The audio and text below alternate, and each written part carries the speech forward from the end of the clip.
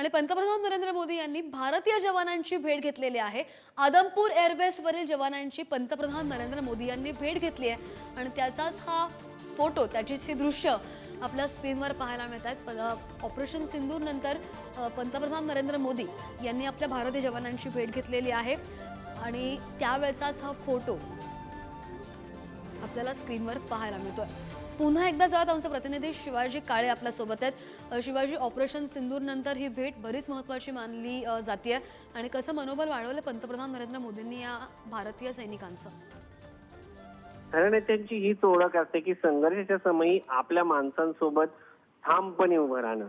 आणि संघर्षाच्या या समयी पंतप्रधान नरेंद्र मोदी यांनी भारतीय वायुदलाच्या जवानांशी संवाद साधल्याचं आपल्याला पाहायला मिळतंय, चर्चा केल्याचं पाहायला मिळतंय। त्याचबरोबर आदमपूर एअरपोर्ट जे पंजाबमध्ये येतो त्या ठिकाणची पूर्ण माहिती घेतलेली आहे, त्याची सुस्थिती पाहिलेली आहे आणि कुठलीही इजा आपल्या कोणत्याही एअरपोर्टला झालेली नाही। पाकिस्तान आपल्या एअरपोर्ट पर्यंत पोहोचू शकला नाही। त्यामुळे या सगळ्याच्या पार्श्वभूमीवरती जर दुसरा मुद्दा पाहिला तर ऑपरेशन सिंदूरमध्ये हवाई दलाची भूमिका ही अत्यंत महत्वाची ठरली होती आणि त्यांनी पाकिस्तानच्या हवाई दलाचं आणि दहशतवादाचं कंबरड जे आहे ते मोडल्याचं आपल्याला पाहायला मिळतं। त्यामुळे दहशतवाद्यांच्या या सगळ्या याच्यामध्ये भारतीय जवानांचं कौतुक हे महत्वाचं ठरतं आणि त्या दृष्टिकोनातून पंतप्रधान नरेंद्र मोदी जे आहेत ते या ठिकाणी आदमपूरला पोहोचले आणि आपल्याला लक्षात येत असेल की जेव्हा आपण हे चित्र पाहतो त्याच्यानंतर किती आनंद आपल्या जवानांच्या चेहऱ्यावरती आहे। आणि त्या सगळ्या दृष्टिकोनातून जर आपण पाहिलं तर भेटून आनंद झाल्याचं सगळ्या प्रत्येक जवानांना पाहायला मिळतं आणि देशाच्या नेतृत्वाला हे जाणीव असते की आपण ग्राउंड झिरोवरती काय परिस्थिती आहे त्यांच्याशी चर्चा करणं, अधिकाऱ्यांशी चर्चा करणं आणि पंतप्रधान नरेंद्र मोदी हे ग्राउंड झिरोवरून आलेले नेतृत्व आहे। त्यामुळं पंतप्रधान नरेंद्र मोदींना माहिती आहे की प्रत्येकाच्या समस्या समजून घेणं, जाणून घेणं हे ग्राउंड झिरोवरती गेल्याशिवाय समजणार नाही आणि एखाद्या संघर्षामध्ये विजय मिळवायचा असेल तर ग्राउंड झिरो पासून सुरुवात करावी लागते। त्यामुळे पंतप्रधान नरेंद्र मोदी आतापर्यंत आपण पाहिलं असेल की सर्व अधिकाऱ्यांच्या बैठका घेत होते, तिन्ही दलाच्या बैठका घेत होते।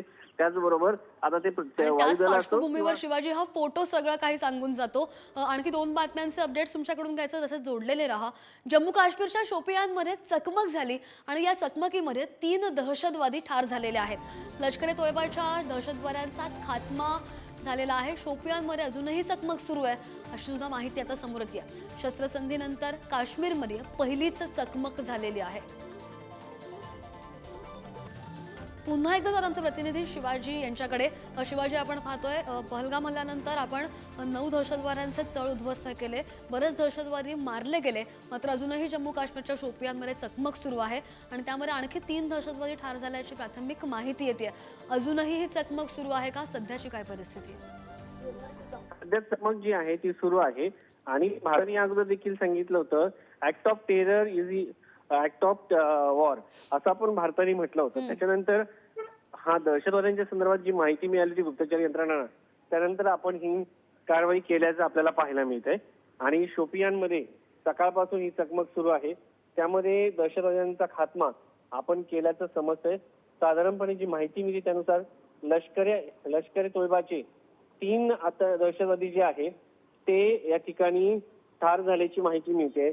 या अगोदर देखील सकाळी काही दहशतवादी ठार केल्याची माहिती मिळत होती आणि या सगळ्या याच्यामध्ये जर आपण पाहिलं तर साधारणपणे जी माहिती मिळते त्यानुसार सध्या ऑपरेशन जे आहे ते संयुक्तपणे सुरू आहे। BSF, CRPF आणि जम्मू काश्मीर पोलीस असं एकंदरीत जे आहे ते ऑपरेशन सुरू असल्याची माहिती जी आहे या ठिकाणी आपल्याला मोदींनी स्वतः या जवानांना दिलेले आहेत। शिवाजी, जोडलेले रहा, आणखी एक बातमीचे अपडेट्स घ्यायचे आणि संरक्षण मंत्री राजनाथ सिंह यांच्या उपस्थितीमध्ये लष्करी अधिकाऱ्यांची महत्त्वाची बैठक सुरू आहे। CDS आणि 3ही सैन्य दलांचे प्रमुख या बैठकीला उपस्थित असल्याची माहिती आहे। पाकिस्तानच्या शस्त्रसंधी उल्लंघनावर या बैठकीमध्ये चर्चा होण्याची शक्यता वर्तवली जाते आणि या संदर्भात पुन्हा एकदा अपडेट करू आमचे प्रतिनिधी शिवाजी काळे आपल्या सोबत आहे। शिवाजी, या बैठकीचा फोटो आपण पाहतोय, काय नेमकं घडतंय बैठकीमध्ये? बैठक पूर्ण झालेली आहे का? कोणत्या मुद्द्यांवर ही बैठक होती?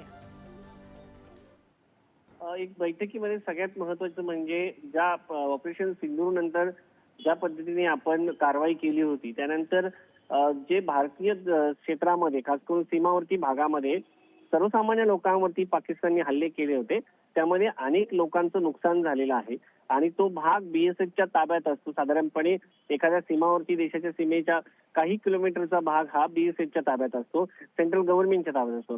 अशा परिस्थितीमध्ये जे नुकसान झालेलं असतं सर्वसामान्य नागरिकांचं त्या संदर्भात देखील आढावा घेतला जातो. आणि भविष्यामध्ये अशा कारवायानंतर कुठलेही नुकसान होऊ नये हे पाहिलं जातं. त्यानंतर पाकिस्तानने भलेही युद्धविराम किंवा संघर्ष विराम केला असला तरीही या सगळ्या याच्यामध्ये आपण जर पाहिलं तर भारताकडनं या पाकिस्तानला कोणताही धडा कधीही शिकवला जाऊ शकतो आणि पाकिस्तानवरती विश्वास ठेवता कामा नये. त्या दृष्टिकोनातून ही बैठक महत्वाची आहे. आणि सगळ्यात महत्वाचं म्हणजे पाकिस्तानमध्ये किरणोत्सार झाला अणुवस्त्रांचा असं देखील सांगितलं जात आहे. त्या दृष्टिकोनातून देखील या बैठकीमध्ये चर्चा होण्याची शक्यता आहे. कारण या आणि बैठकीला या सगळ्या बैठका पाहताय ही बैठक निर्णायक होते का आणि कोणता तरी ठोस तोडगा निघेल अशी अपेक्षा करूयात. शिवाजी, धन्यवाद तुम्ही सगळ्या दिलेल्या सविस्तर अपडेट्स.